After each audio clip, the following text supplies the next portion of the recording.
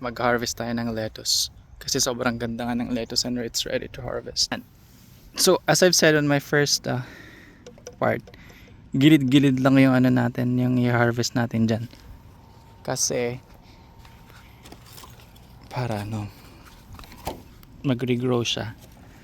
Ito yung blueberry na syempre ubos na. So, kinuha ko yung container. So, what I do with my lettuce is, parang sa gilid ko lang siya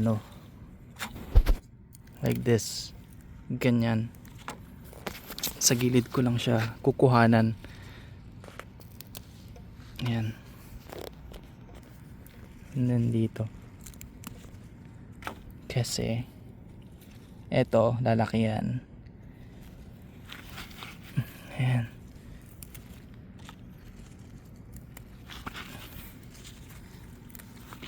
Alam nyo, mga every 7 days ako minsan every 3 days ako nag-harvest dito.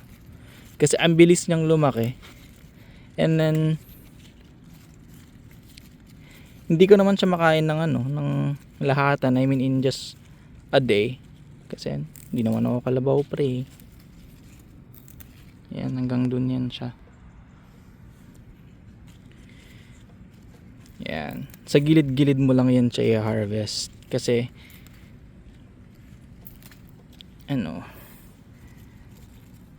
you let the plant regrow. Man, this is dami nito. Tapos iba't ibang klase yan siya na lettuce.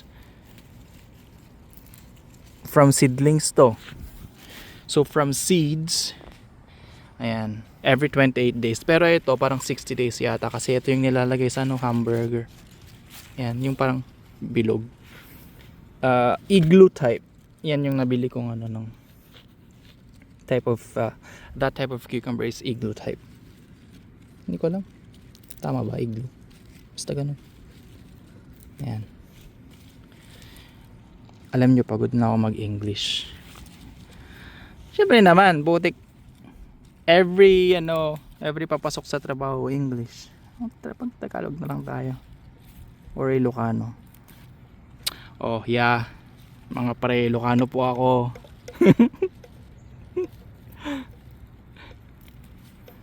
Yan. Again, this is my first time growing vegetables. Pero I'm galing anong tawag dun? I'm from a family of farmer. Mga tito ko ganun. Ano yan sila, rice farmer yan sila. So at some point, alam mo yun. Ayan, tignan mo to. 'Di ba? Yan, isang yan, isang plant siya, pero yan sa mga gilid-gilid ko lang siya ina-harvest kasi lalaki yan siya. Yan. It will grow. Pero yan. How fresh that one is, bro. Come on. Yan. Dito. These are all ready to harvest. Diba? And it's very fresh. Kapag kinain mo yan ng fresh, sobrang crisp, fresh, medyo manamis and organic. So very healthy.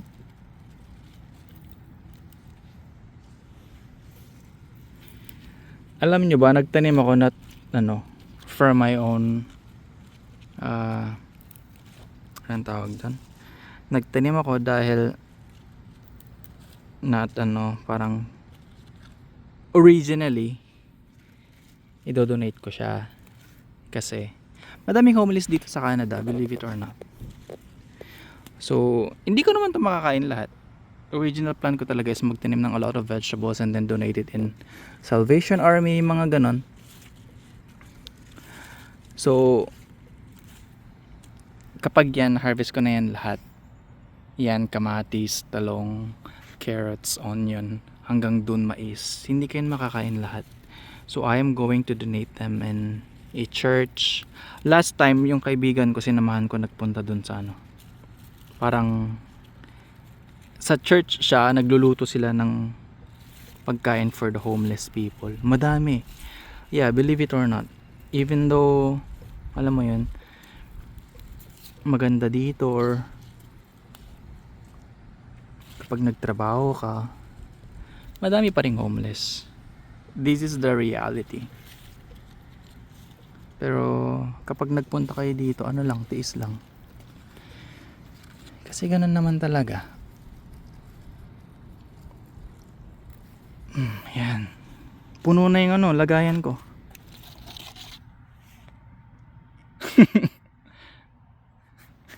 Yan. Paano kaya to? Ang dami. Alam mo, mahirap pala mag-vlog. Putik na yan. Dapat pala bumili ako ng ano. Ayoko namang bumili ng mamahaling equipments. Phone lang gamit ko. Eto, hindi pa siya ready. Pero eto, ready na yan. Pwede nang ano na yan. Pwede nang kainin tong mga to. Mama, feeling healthy tayo sa ano. Yan. Ito yung different type of lettuce. Romaine lettuce. Hindi pa ako nakakapag-harvest dyan. Kasi not ready yet.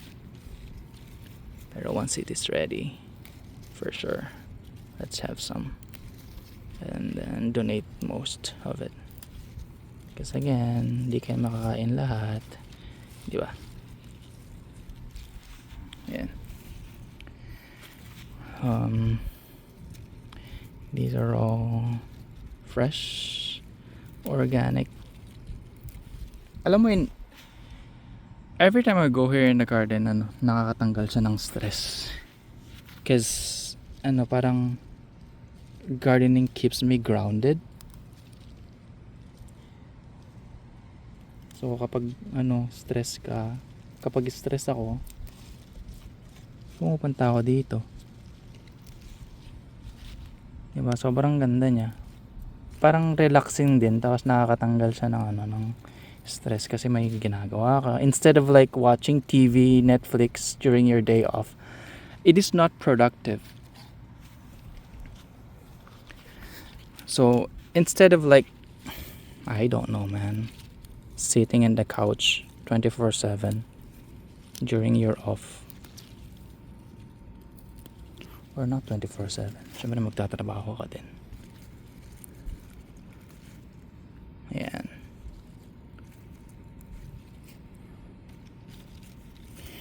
So nga pala, ang daming news about Canada na naghihigpit na sila for international students. So if you're planning, yan, dami ko nang na-harvest pero ano pa rin siya. If you're planning to go here, you have to research. Kasi they're putting a cap for international students. Kasi madami na siya. And then problema din kasi dito is housing. Hindi naman ano. Yun pa, ang mahal ng housing dito. So, you have to consider everything. Yan. Oh, blurred. Yan. No. Hanggang dun lettuce yan, pero ito yung nilalagay sa burger, so it's not ready yet. Ito. Tignan mo. Spikes. Parang, pero ano yan? Edible. Edible. Nga pala, anong Tagalog ng lettuce? Lettuce ako ng lettuce, hindi ko naman alam ng Tagalog. Seriously, I don't know what's the Tagalog word of lettuce.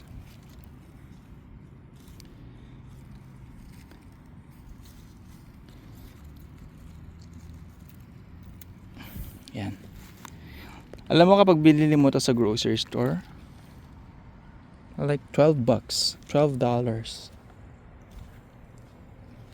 Or ano, 10, minimum of $10. Yan. Minimum of $10 na yan. Dito babalik ako dito kasi dami pre. Yan.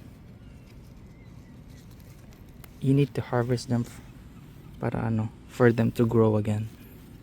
Yan. Tingnan mo naman. Right? Yan. Pwede na yan. Yan. Ayan. After 7 days itong lettuce na to, ready to harvest na naman yan. Or after 7 days. Ito tatanggalin natin yan. Kahit maliliit pa pero pwede na yan. Oh no! Shit. Nah, that's fine. Shit. Okay lang yan. Yan. Pero kapag pumunta kayo dito, tiis-tiis lang. I think kahit saan naman, di ba? Kahit saan ka magpunta, kailangan mo pa rin talagang magtiis. Kasi malayo ka sa ano, family mo. Ganon. Pero alam nyo, kapag may relatives kayo dito, malaking tulong yun. So shout out kila auntie ko. Yan. Sobrang ano, laking tulong yung binigay nila sa akin dito.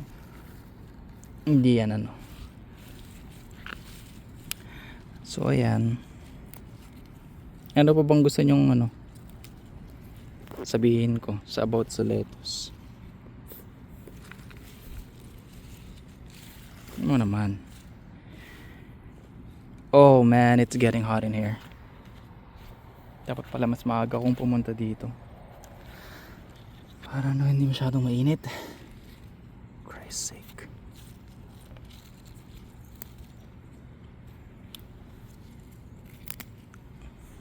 Anong oras ako pumunta? Parang 2 hours na yata ako dito. Nagtanggal ako ng weeds kanina. Damo-damo.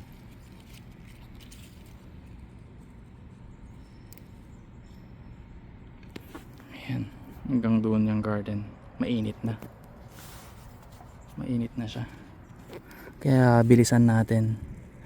Tapos ilalagay, ibababad ko yan sa ano, sa malamig na tubig with ice.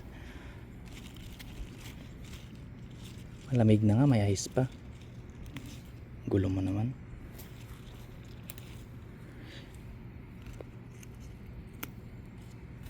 Ayan, tignan mo to. Ayan. Ayan, ito.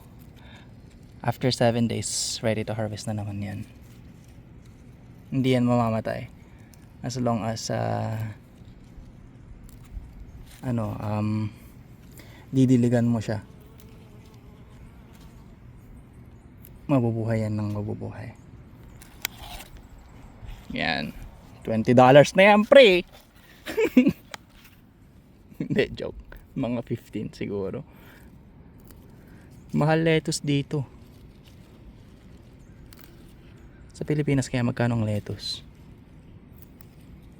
Baka naman ilagay nyo sa ano, comment section, di ba? Kala mo vlogger. Mahirap pala mag-vlog, lalo kapag wala kang ano, equipments. Phone lang gamit ko.